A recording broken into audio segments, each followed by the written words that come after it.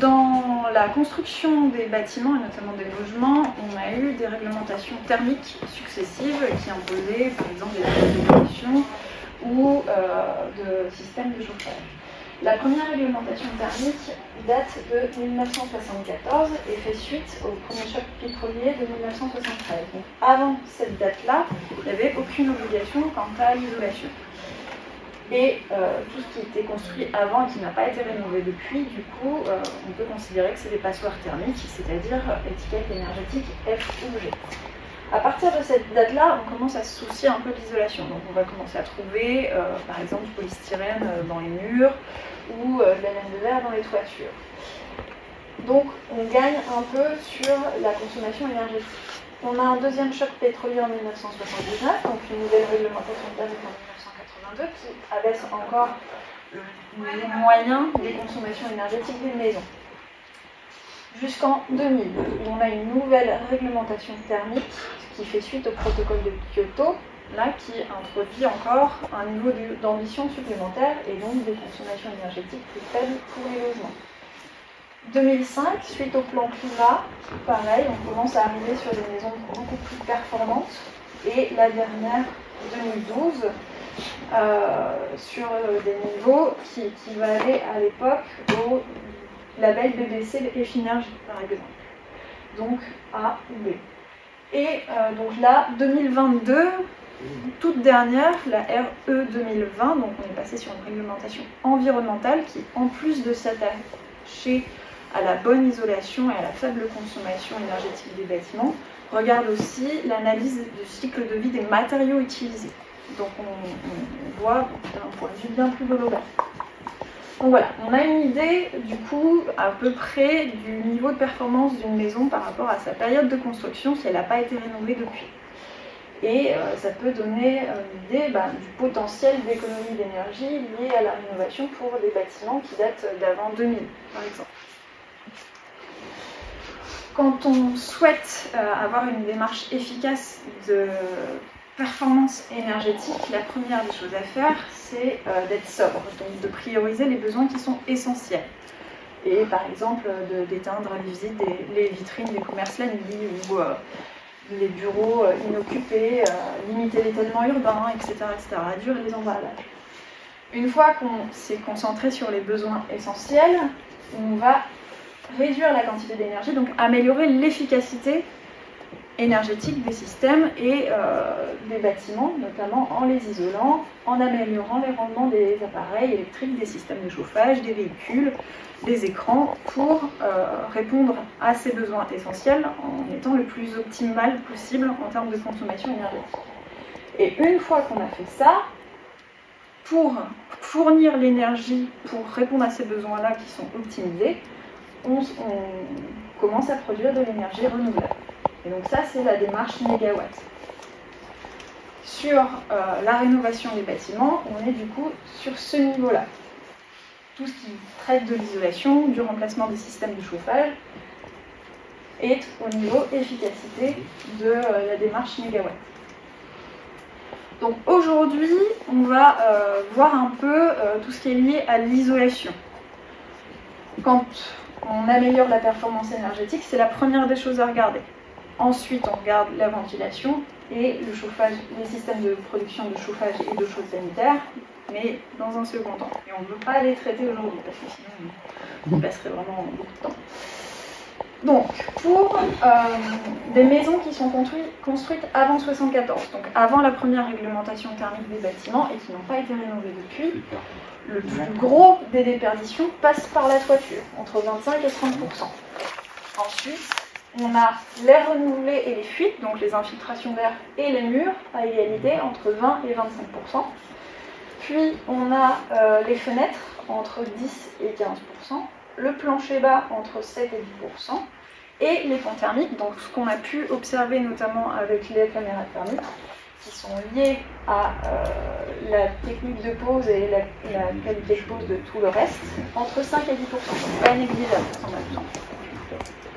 Donc, en termes de priorisation, la première des choses à faire, c'est de regarder le niveau d'isolation de la toiture et de refaire l'isolation de la toiture au besoin.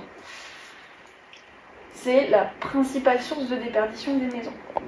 Donc on isole les combles qui soient aménagés ou pas. Ensuite, les murs. Prioriser aux besoins ceux qui sont exposés au nord, mais dans l'idéal, faire toutes les façades. C'est pas parce qu'on a des murs en pierre qui sont très épais qu'on a une bonne isolation. L'isolation, c'est quelque chose qu'on rajoute en plus de la pierre sur les bâtiments anciens. Ensuite, donc, on va s'attaquer au plancher bas. C'est plus facile quand on a des planchers qui vont sur des sous-sols ou sur des vides sanitaires. C'est un peu plus délicat d'intervenir sur des planchers sur terre plein en zone occupée. Mais dans l'idéal, c'est bien d'avoir un plancher isolé. Et de manière un peu contre-intuitive, parce que c'est souvent par là qu'on a envie de commencer, mais en quatrième, les parois vitrées. Seulement 10 à 15% de la chaleur s'échappe par les fenêtres, parce qu'elles représentent une surface assez limitée au final. Donc on va remplacer en priorité les parois en simple vitrage, ou éventuellement qui disposent de survitrage, et ou qui laissent l'air s'infiltrer. Après, donc ça c'est un ordre de priorisation des travaux, mais dans l'idéal, pour avoir une rénovation énergétique performante, c'est mieux de limiter les étapes de rénovation à 3 maximum. Dans l'idéal, on fait tout d'un coup, et dans le pire des cas, en 3 étapes de rénovation, on traite tous les sujets, isolation, chauffage et ventilation. Ça va permettre de traiter notamment les interfaces qu'il peut y avoir entre fenêtres et murs, par exemple, ou entre murs et toiture. Quand on rénove une façade, on fait l'isolation par l'extérieur. Si possible, on remplace les fenêtres par la même occasion. Et on peut du coup décaler la position de la fenêtre dans le mur pour faire correspondre la position de la fenêtre à l'isolation et limiter les ponts thermiques de cadre, par exemple. Donc c'est vraiment le traitement des interfaces entre les différents lots qui fait que c'est plus intéressant de faire des rénovations globales avec plusieurs choses qui sont traitées d'un coup que petit à petit, par étape. Donc, au niveau des solutions techniques, sur la première des priorités, donc les toitures, pour ce qui est des combles perdus, c'est-à-dire les combles qui ne sont pas chauffés, souvent pas. On va du coup isoler la paroi qui sépare le volume chauffé du volume non chauffé pour limiter le volume chauffé, justement. Donc, le plancher des combles perdus. Il y a plusieurs techniques. Dans tous les cas, en dessous de l'isolant, il faut prévoir une membrane par vapeur, donc la couche en rouge ici. Cette membrane, elle a 2 fonctions. La première, c'est de gérer la migration de la vapeur d'eau dans la paroi. En hiver, on a plus d'humidité dans les bâtiments qu'à l'extérieur, et donc cette humidité va traverser les parois de façon naturelle. Et quand elle va rencontrer de l'air de plus en plus froid, en traversant l'isolant, elle risque de condenser. La membrane par vapeur est là pour empêcher cette condensation. Sa deuxième fonction, c'est d'assurer l'étanchéité à l'air de la toiture. Donc c'est le coupe-vent. Ça va limiter les infiltrations d'air. Ensuite, par-dessus cette membrane, selon par exemple l'accessibilité des combles perdus, on peut isoler en vrac. Donc par exemple de la latte de cellulose qu'on envoie souffler. Ou, si c'est accessible, isoler sous forme de panneaux déroulés en 2 couches croisées pour limiter les ponts thermiques. On peut, avec ces 2 techniques, avoir quand même un parement de finition qui permet par exemple de stocker du matériel ou de circuler pour accéder aux équipements techniques comme la ventilation. Sur les combles aménagés, c'est-à-dire que le volume situé sous les rampants est chauffé et occupé, on va l'isoler directement au niveau des rampants. Donc là encore, plusieurs techniques. Soit on va passer par l'intérieur et on va isoler entre les chevrons, ce qu'on avait vu sur une des maisons de la rue des Bruyères. On voyait bien qu'au niveau des chevrons, il n'y avait plus de givre parce qu'il y avait plus de dispersion à cet endroit. C'est pour ça qu'on isole à la fois entre les chevrons et par-dessous les chevrons pour avoir une continuité de l'isolation. On a toujours la membrane par vapeur côté intérieur de l'isolant qui est tenue par les rails qui supportent le revêtement intérieur. Donc ça va être possible sur des maisons par exemple qu'on vient d'acheter ou qui n'ont pas encore d'isolation des rampants. C'est un peu plus compliqué quand les maisons sont occupées parce que c'est des travaux qui sont assez intrusifs. Autre possibilité, isoler par l'extérieur. Il y a plusieurs méthodes pour ça. Là, je vous présente la méthode Starking. On a l'isolant qui n'est pas entre les chevrons, mais par-dessus la charpente. Donc on a toujours la membrane par vapeur ici, qui assure la gestion de la migration de la vapeur d'eau et l'étanchéité à l'air.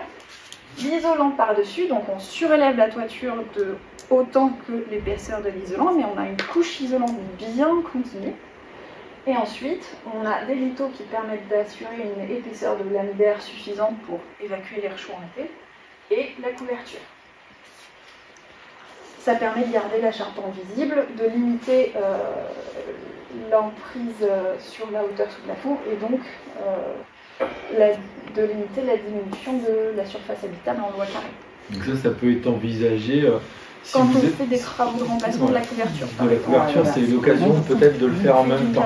Parce que sinon, c'est un peu plus onéreux que la première solution, parce que ça nécessite la pose d'échafaudage. C'est quand même cher. Pour avoir fait des billes. Oui, voilà. C'est bien, voilà. C'est plus onéreux parce qu'il y a la pose d'échafaudage, mais si vous faites des travaux de couverture, autant faire d'une pierre deux coups. Quand tu achètes un rouleau de laine de verre, le pare-vapeur, il est inclus dedans? Alors, c'est une idée reçue assez commune. Le craft, qui est en dessous du rouleau de laine de verre, n'est pas un pare-vapeur. C'est d'ailleurs marqué dessus la plupart du temps. C'est juste un support, on va dire, pour maintenir le rouleau en place. D'accord. Mais c'est pas ça le pare-vapeur. Il faut rajouter. Voilà. C'est une toile. Si on revient sur l'image précédente, mais quelquefois, les gens font du soufflage de billes. C'est une autre solution. Voilà, c'est une autre solution possible. Après, quand la bille est en contact avec l'ardoise, ça peut créer des problèmes. Ça peut créer des problèmes. Tout à fait. Ça peut créer des problèmes sur. Il n'y a plus de vide d'air, quoi. Voilà. Il n'y a pas de vide d'air, donc moins de confort estival. Ça peut créer des problèmes sur l'évacuation aussi de la vapeur d'eau. L'isolation des rampants en vrac est difficile, en tout cas, c'est difficile de maîtriser la bonne qualité de la pose. Donc, c'est une technique qui existe, mais on n'est pas sûr, par exemple, d'avoir une continuité jusqu'en haut du rampant. On a ce problème-là de manquer sur l'isolation des murs. Plusieurs techniques, là, pour l'isolation par l'extérieur, elles présentent quand même beaucoup d'avantages. Ça permet d'avoir une continuité de l'isolant, donc de couper les ponts thermiques, notamment linéiques, de dalles, de murs, de refends, planchers intermédiaires, de conserver l'inertie de la structure la plupart du temps côté occupant et du coup de garantir un meilleur confort estival, parce que l'inertie, c'est la capacité d'un matériau à stocker la chaleur pour la restituer sur une plus longue durée. Plus le déphasage thermique, qui est un déphasage temporel de restitution de la chaleur, est important, entre l'idéal 10 à 12 heures, plus, par exemple, les surchauffes estivales à 14 heures en période caniculaire sont répercutées dans la nuit, autour de 2 heures du matin, quand il fait plus frais et qu'on peut surventiler. Du coup, ça permet vraiment de conserver un bon confort estival, ce qui n'est pas à négliger quand on travaille l'isolation, parce qu'on va vers de plus en plus de canicules, de plus en plus intenses, et les murs sont concernés, mais les toitures aussi vont être plus sensibles à ces variations de température-là. Oui. En termes de confort, c'est important. Pour l'été, c'est aussi le choix des matériaux isolants. Oui. Parce que c'est le temps de déphasage qui compte. C'est ça, c'est ce que je dis. Donc il y a des matériaux qui présentent un plus ou moins bon déphasage. La laine de bois, par exemple, présente un très bon déphasage. Ensuite, autre avantage de l'isolation des murs par l'extérieur, on ne diminue pas la surface habitable, ce qui n'est pas négligeable. Et on protège les murs des variations climatiques, ce qui va être particulièrement intéressant sur les murs anciens, par exemple. Après, sur les poids de vigilance, on est sur une technique un peu plus coûteuse. On modifie du coup potentiellement l'aspect architectural extérieur de la maison. Sur des maisons avec une finition en nuit, on peut avoir une finition identique avec de l'isolation par l'extérieur. Sur des maisons avec des belles façades en pierre, ça peut être déjà un peu plus délicat. Et il va falloir intervenir sur plusieurs éléments de façade pour garantir une bonne pose. Donc seuil de fenêtre, comme on l'a vu sur les images de la caméra thermique, des centres de gouttière, etc., etc. Antennes, notamment aussi. En termes de techniques, il y a plusieurs techniques, là on en a présenté que 2. On peut avoir de l'isolant sous bardage, donc on a l'isolation qui est pris dans un système de montant en bois, le pare-pluie qui va protéger les intempéries, et le bardage par-dessus, donc qui peut être en bois, en PVC, en imitation pierre, il y a plein de choses qui se font. On a autre technique, pose de panneaux isolants qui peuvent servir de support d'enduit. On en a un échantillon dans la mallette là-bas. Donc là, on est sur des isolants rigides qui sont fixés à la façade et sur lequel on peut appliquer un enduit, ce qui peut permettre par exemple de conserver l'aspect esthétique extérieur d'une maison. Autre technique qui va être particulièrement pertinente sur des bâtiments anciens, c'est la pose d'enduits isolants. Donc par exemple, on va être sur des mélanges chaux-chanvre ou terre-paille qui vont être isolants en eux-mêmes. Après, on va être assez limité sur l'épaisseur de pose, à moins de mettre des systèmes qui permettent de tenir l'enduit. Donc, assez limité sur la qualité de l'isolation, enfin, le niveau d'isolation. Quand on parle d'isolant, il y a plusieurs grandeurs caractéristiques qui rentrent en ligne de compte. Donc, un isolant va être caractérisé par son coefficient de conductivité thermique. C'est un chiffre qui dit que le matériau laisse plus ou moins transmettre la chaleur. Donc plus ce coefficient de conductivité thermique est élevé, plus le matériau laisse passer la chaleur, et plus il est faible, plus le matériau est isolant.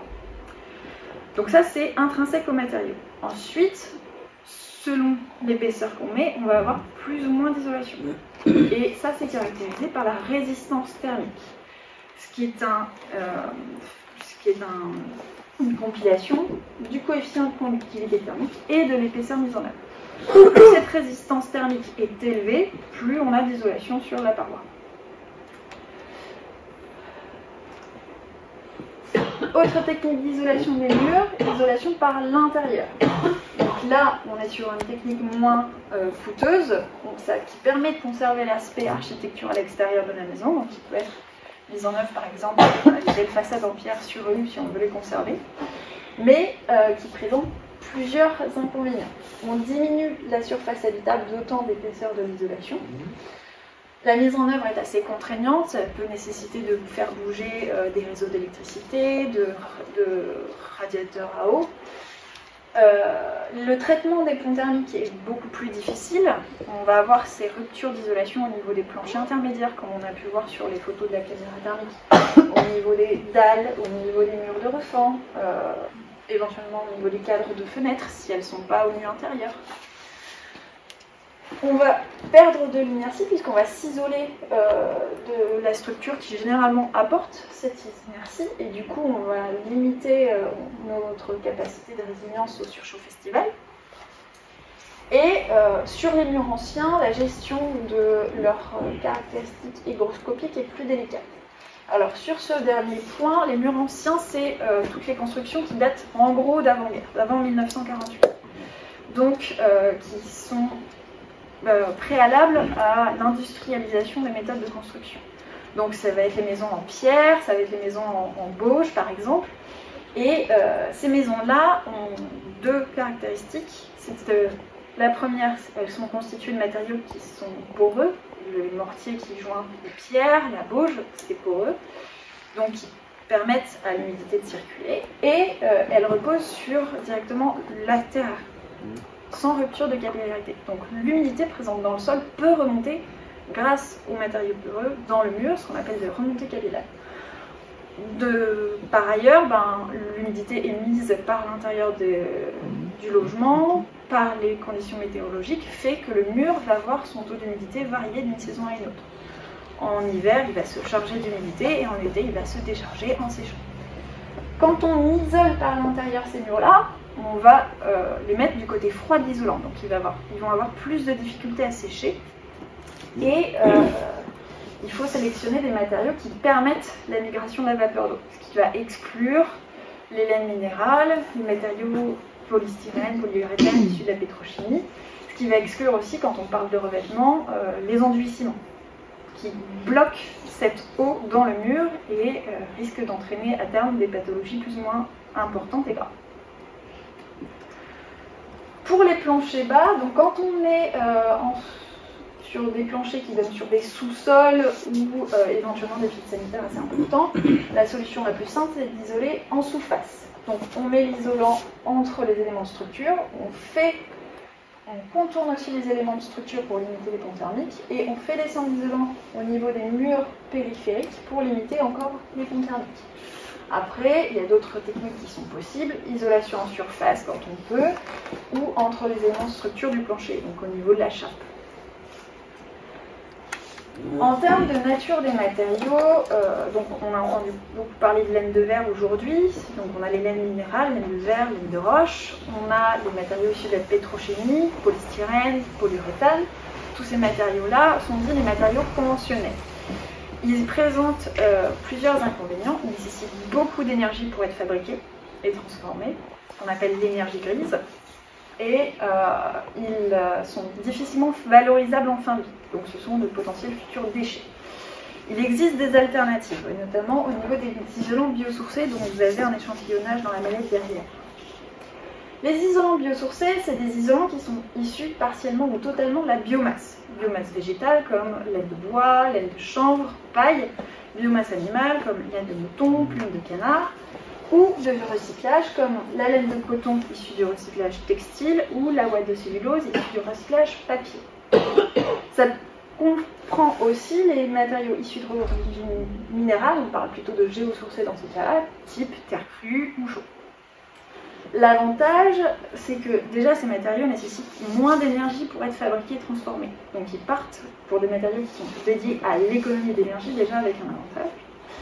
Ils sont beaucoup plus facilement valorisables en fin de vie, ou bien recyclables, ou bien réutilisables, ou bien même compostables. Ils respectent le comportement hygroscopique des bâtiments anciens, donc ils permettent à la vapeur d'eau de passer et de s'évacuer. Pour la plupart, ils apportent un meilleur déphasage thermique et donc un meilleur confort d'été, ce qui va être notamment intéressant au niveau de l'isolation des toitures qui sont des parois plus légères qui ne bénéficient pas de l'inertie apportée par les murs. Sur les matériaux issus de la biomasse végétale, on vient stocker du carbone, donc lutter activement contre le dérèglement climatique, là où les matériaux conventionnels ils participent dès leur fabrication. On est sur des ressources locales, agricoles, sylvicoles, recyclables, c'est des ressources qui peuvent être locales et du coup qui favorisent les circuits courts et l'économie locale. Et sur la plupart des matériaux, on dispose de normes, de documents techniques d'utilisation, d'avis techniques, de règles professionnelles qui font que ces matériaux peuvent être assurables et disposent de règles de l'art pour avoir des mises en œuvre qualitatives. En termes de freins, on va avoir un surcoût à peu près, assez, pas important, mais relatif par rapport aux matériaux conventionnels, qui peut être diminué selon les techniques mises en œuvre et les matériaux sélectionnés. Une méconnaissance des usagers et de la filière sur ces isolants-là, un déficit de formation des artisans et également des préjugés quant, par exemple, au risque incendie ou à la sensibilité aux rongeurs. En termes d'épaisseur d'isolants, pour arriver à quelque chose d'équivalent, c'est pas... Alors, non. Vous verrez là sur la mallette, on a les coefficients de conductivité thermique des différents matériaux biosourcés. La championne de la mallette, c'est la fibre de bois semi-rigide et elle présente de meilleurs coefficients que des laines de verre traditionnelles, par exemple. Donc, on n'aura pas forcément besoin de plus d'épaisseur. Là où on aura des épaisseurs plus importantes, ça va être sur les techniques d'isolation en paille, parce que les bottes de paille sont calibrées. Mais sinon, on va être sur des épaisseurs équivalentes aux matériaux conventionnels. Donc, en moyenne, pour atteindre les niveaux minimums de critères de performance pour être éligible aux aides financières, par exemple sur l'isolation des murs, on va être sur 15 cm. Et ça, c'est le minimum pour être éligible aux aides financières. Dans l'idéal, plus on met d'épaisseur, plus on a d'isolation, moins on a de déperdition et donc moins on a de consommation de chauffage. Donc autant viser 20-25 cm quand on peut pour limiter vraiment les déperditions en fonction des matériaux choisis. Ensuite, donc on a fini avec les parois opaques. Dernière priorité sur l'isolation, le remplacement des fenêtres. Donc, au niveau des doubles vitrages, actuellement, on a le vitrage à isolation renforcée, VIR. Le UW, c'est le coefficient de transmission thermique. Donc, c'est l'inverse de la résistance. Ce coefficient, plus il est faible, meilleure est l'isolation de la fenêtre. W pour Windows, donc la fenêtre dans son intégralité, vitrage et châssis compris. Donc là, sur des vitrages à isolation renforcée, le UW est compris entre 1,1 et 1,2 watts par mètre carré par Kelvin de pouvoir isolant, ce qui est 2 à 3 fois supérieur à un double vitrage classique et 4 fois supérieur à un simple vitrage. On peut même envisager la mise en place de triple vitrage. Donc on a une épaisseur de vitre et de lame. Une question par rapport au vitrage à isolation renforcée. Là. Oui. C'est quoi qui est à l'intérieur? C'est un gaz, non? Oui, c'est ça. Donc vous avez deux vitres qui enferment une lame de gaz argon. Aujourd'hui, on va être sur des lames d'air d'épaisseur minimum 16 mm, voire 20 mm, remplies d'argon, qui est un gaz moins déperditif que l'air. On peut avoir différents traitements au niveau des vitrages pour limiter les déperditions, les réflexions, les surchauffes. Au niveau de l'intercalaire pour limiter les déperditions à cet endroit-là aussi. C'est des choses dont vous pouvez discuter avec vos artisans. Triple vitrage, donc on a une épaisseur supplémentaire de vitre et de lame d'air aussi, donc moins de déperdition, un UW plus faible, mais aussi moins d'apport solaire et lumineux parce que à cause de cette épaisseur de vitre supplémentaire. Plus coûteux également à l'achat. Tu connais pas quoi? Plus le triple vitrage va être plus onéreux à l'achat. Le remplacement des fenêtres ne va pas agir que sur le niveau d'isolation, il va aussi améliorer l'isolation acoustique de la maison. Après, quand on remplace des fenêtres, notamment des simples vitrages bois d'époque, on va augmenter l'étanchéité de la maison. Et donc, il va falloir bien penser à la ventilation en même temps qu'aux fenêtres. Vérifier les systèmes qu'on a ou qu'on n'a pas et envisager la pose de systèmes de ventilation mécanique au besoin pour garantir une bonne qualité de l'air intérieur toujours. Une bonne fenêtre ne va pas être performante si elle est mal posée. Donc il faut que la fenêtre soit correctement posée, bien étanche, bien réglée pour permettre une bonne performance. Et il faut qu'il y ait une continuité de l'isolation entre les murs et la fenêtre, quitte à avoir des retours d'isolant au niveau du cadre. En termes de surchauffe estivale, on va privilégier la pose de protection solaire à l'extérieur, comme les volets ici, pour limiter les rayonnements solaires et les surchauffe estivale. Ça va être vraiment le but. La première des choses à faire pour se protéger des canicules, c'est surtout sur les fenêtres de toit. Fenêtres de toit. Là, vous pouvez créer une surchauffe à l'étage. Protection solaire, ça peut être des volets comme ici, ça peut être aussi des casquettes qui vont limiter les rayonnements en été tout en favorisant les rayonnements en hiver parce que le soleil est plus bas. Il y a plusieurs choses qui sont possibles. Quand on met sur des façades sud, par exemple, des arbres à feuilles caduques perdent leurs feuilles en hiver, donc on a les rayonnements, et ont des feuilles en été, donc on a de l'ombre, et on se protège aussi des surchauffes comme ça. Donc voilà ce qu'on peut dire globalement, rapidement, sur l'isolation. Après, on a aussi besoin, quand on parle de performance énergétique, de regarder la ventilation qui va intervenir sur les déperditions liées au renouvellement d'air, et les systèmes de chauffage et de production d'eau chaude sanitaire qui vont intervenir là, sur le coût de la facture, sur la performance du système en général. Donc ça, c'est deux points qu'on ne va pas aborder aujourd'hui parce qu'il nous faudrait beaucoup plus pour les ménages. Donc les ménages ne vont pas forcément avoir les mêmes aides pour les mêmes travaux. Il y a différents dispositifs de subvention. Vous avez probablement entendu parler de MaPrimeRénov', des certificats d'économie d'énergie, donc les primes des fournisseurs d'énergie. Il existe aussi des dispositifs tels que MaPrimeRénov' Sérénité ou l'opération programmée d'amélioration d'habitat qui là vise des ménages à revenus modestes ou très modestes qui s'engagent dans des rénovations ambitieuses. LOC Avantage pour les propriétaires bailleurs, les aides départementales des caisses de retraite en liaison avec l'opération programmée d'amélioration de l'habitat qui a lieu sur le territoire de la communauté de communes. Il existe aussi des dispositifs de prêt tels que l'éco-prêt à taux zéro, qui est un prêt à taux d'intérêt nul dédié aux travaux d'économie d'énergie et qui est l'équivalent, si vous préférez, d'un paiement plusieurs fois sans frais. Ou le prêt avance rénovation, qui est une nouveauté de cette année, où là on est sur un prêt hypothécaire qui s'appuie en partie sur des fonds publics et dont le remboursement est effectué au moment de la vente du bien ou de sa succession. Dans tous les cas, on a une TVA à taux réduit à 5,5%, à 5,5% pour tout ce qui est travaux d'économie d'énergie, donc remplacement des fenêtres, isolation, remplacement du système de chauffage. Si vous souhaitez approfondir parce que vous avez un projet de rénovation ou parce que vous vous posez des questions dans votre maison, n'hésitez pas à nous contacter. Donc nous, en tant que Maison de l'Habitat et de l'Énergie, nous faisons partie du réseau France Rénov, qui est le réseau officiel de conseil sur la rénovation de l'habitat, du réseau Rénov Habitat Bretagne, qui est l'antenne régionale du réseau France Rénov. Et on peut vous renseigner sur les questions techniques liées aux différentes solutions de rénovation énergétique, donc isolation, menuiserie, mais aussi système de ventilation, de chauffage, quand par exemple on veut remplacer sa vieille chaudière fioul. On peut vous aider à analyser les devis que vous recevez des artisans pour les comparer.